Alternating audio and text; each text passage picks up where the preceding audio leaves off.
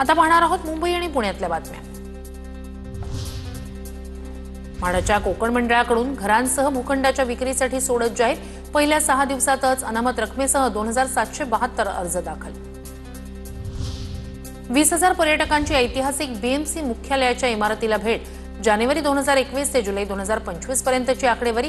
BMC, MTDC आणि खाकी tours यांच्या संयुक्त विद्यमाने टूरचं आयोजन। मुंबईतील कोस्टल रोडवरील वाहतुकीवर 236 सीसीटीव्ही कॅमेऱ्यांची नजर। वेग मर्यादा ओलांडणाऱ्या वाहनांची नोंद ठेवण्यासह अपघाताबाबत नियंत्रण कक्षाला माहिती पुरवणार। महामुंबई मेट्रोच्या मार्गिकांवर दररोज 305 फेऱ्या होणार। प्रवासी संख्येत वाढ झाल्यानं गर्दीच्या वेळेत अतिरिक्त 21 फेऱ्या चालवण्याचा निर्णय। पालिकेच्या पाहणी दरम्यान हाडांचा खच आढळला नाही। दर 18 महिन्यांनी दफनभूमी रिकामी करून नव्यानं वापरात आणली जाते। दादर स्मशानभूमीत हाडांचा खच आढळल्याच्या बातमीवर पालिकेचं स्पष्टीकरण। ठाण्यात मंगळवारऐवजी शुक्रवारी 25 जुलैला पाणी पुरवठा बंद राहणार।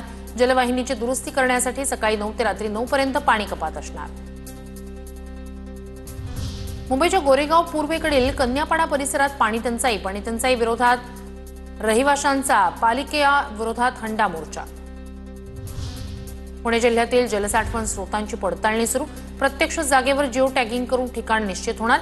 आतापर्यंत 10,000हून अधिक बांधकामांचं जिओ टॅगिंग पूर्ण। पुण्यात मेट्रो प्रवाशांना स्टेशनपर्यंत ये-जा करण्यासाठी फीडर सेवा सुरू। मेट्रो फीडर बस सेवेतून पीएमपी मालामाल। जूनमध्ये 10,38,000 नागरिकांचा प्रवास।